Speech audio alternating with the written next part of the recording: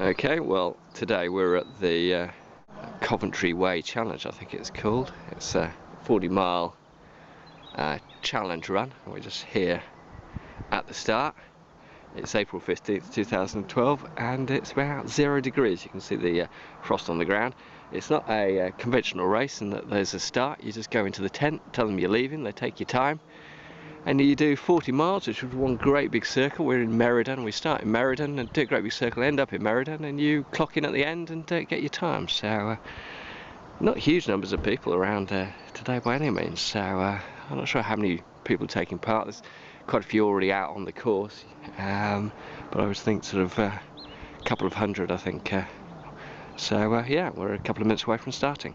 Okay, well, we're about just coming a couple of miles in now. We're underway, and yeah, beautiful morning, cold. I haven't got lost yet, but you don't know that. We've got a tricky section. I don't think we're lost at the moment. We've got a tricky section coming up, so I need to concentrate on that, because despite this being my 5th run round this,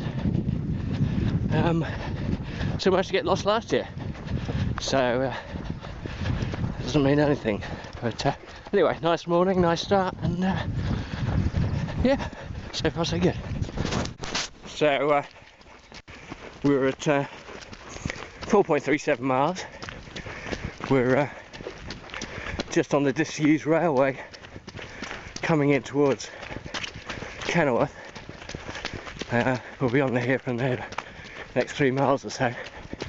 This is the flattest and fastest part of the course. It used to be an old railway line. Now I think HS2 actually, I think somewhere around here, makes use of this railway line, so yeah, another beautiful bit of British countryside is going to be carved up by HS2, so a few people can get to London and back on a train a little bit quicker. But seems a bit of a pity that so much of the country is going to get carved up. There you go, that's progress. Anyway, rant over. So far so good. We'll catch up later. Well, I sort of set out with the possibility of doing sub 7 on this today. We're actually probably substantially sub that at the moment, which may well be a big mistake. I think we have gone out too fast at the moment. But cheers, thanks. But yeah, so we need to probably drop the pace down a little bit, albeit that section through to Kenilworth is one of the fastest on the course, so we will see. We're closing in a bit on the Stoneleigh now, just along the Kenilworth bypass here. So yeah, I think we'll be injecting a little bit of a restraint into proceedings shortly. Exactly. So we're heading, so you may be able to see, it's leaving a bit bigger as I look at it, but there's a church up ahead as we cross the field into Bovenhall. So we're probably half a mile shy of the next drink station, and we're at nearly 14 miles, 13.85. 14.19.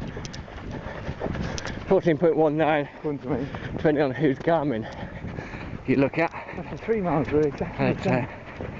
Yeah, so perhaps we've been doing slightly different routes, but anyway, nice and sunny, quite cool, quite a stiff breeze, but so far so good. Comes a point in races that you know, you start to hallucinate. Regular hallucinations crop up in ultra races. 17.5 is a little bit early, but I swear I can see Scooby-Doo ahead of us. That is strange.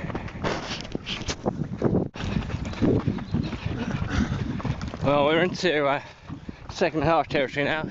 20.47 miles according to mine, probably about 47 according to Paul's. pretty surreal moment. Probably should have had the camera out and filming, but just been through a field of extremely aggressive cattle, and the runner's been knocked over and trampled, knocked over twice I believe, and trampled by bullocks. They were an extremely aggressive bunch, and certainly made crossing those fields an interesting experience. Anyway, that was a little while ago, and we're just clouding over now actually, but we're over halfway, heading up a path, a steady uphill section,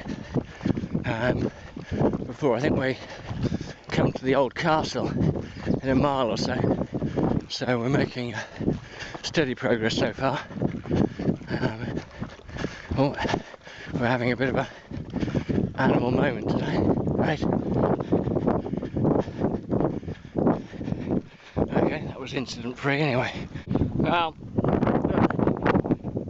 got about 23 and a half. I think Paul's probably got about 24 miles. Just been through feed station.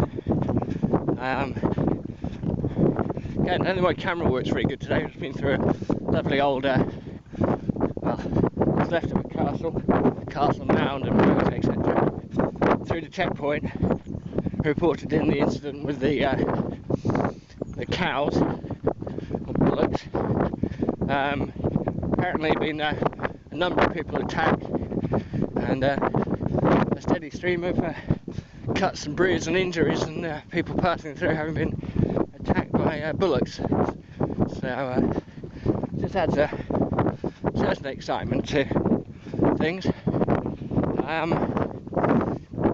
Early on we were well ahead of schedule for 7 hours somewhere that sort of dissipated over probably more difficult ground to move on. So I don't think we're on for 7 anymore, even if we keep what feels like a fairly hard pace going, but you know, at least we're giving it a go. But yeah, so far so good. It's really sunny out there. It's just clouded over now, and quite a strong cold northerly wind. It's a wee bit chilly, but pretty good. We're just coming up to the old canal section, which takes you through the marathon mark. It's always quite nice section before turning for Bedworth, which is where it tends to get a bit tougher. Anyway, that's all for now. This is the canal section, which was the end of. Probably not very far away from the marathon mark. Going on his Garmin, I believe. But our canal sections are quite nice. It's quite flat. It's not the easiest surface to run on, but you can move fairly well. In fact, we're just coming up onto the exit from the canal section, so this is where you have the run into Bedworth. So I think the drink size is about 31. So this is about 31. So this is Bedworth tends to be where it gets quite tough for a while. So we've all got that to look forward to. So we're well, it's pretty close to 30 miles now. Just having a quick walk break, but beginning our final approach. Just going past the fishing. Well, they're called lakes, but I think pools or ponds would be something more appropriate. They're not in bad shape, I don't think, coming through at the moment. But this is running to Bedworth. But you can see in the distance there's a sort of tower horizon. That's the water tower that we will be running past. You can see actually there's a bit of climb into it. And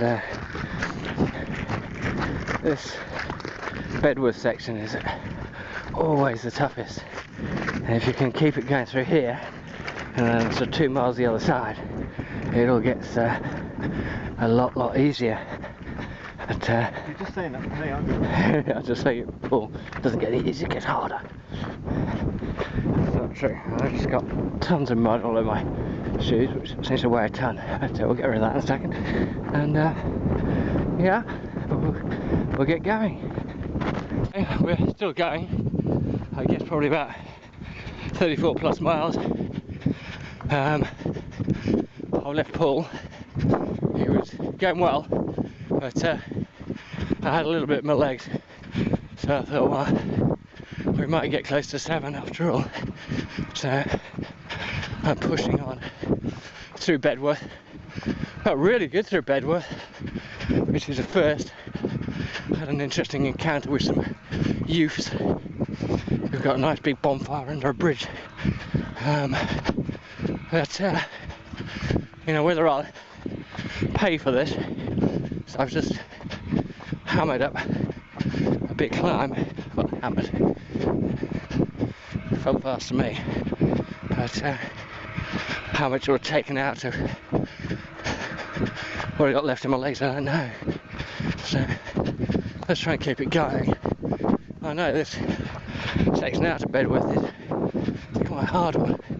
Just need to keep climbing and keep climbing. Looking through it though, there's a feed station not a million miles away, and they traditionally have Coke, so that will be good for the remaining miles. So check in later.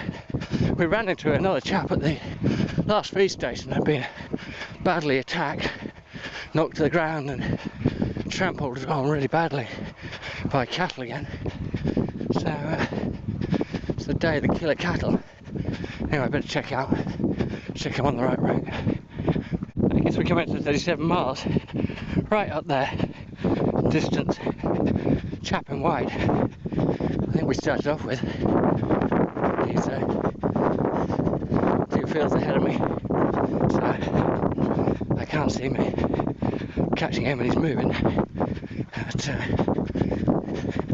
I'm doing alright.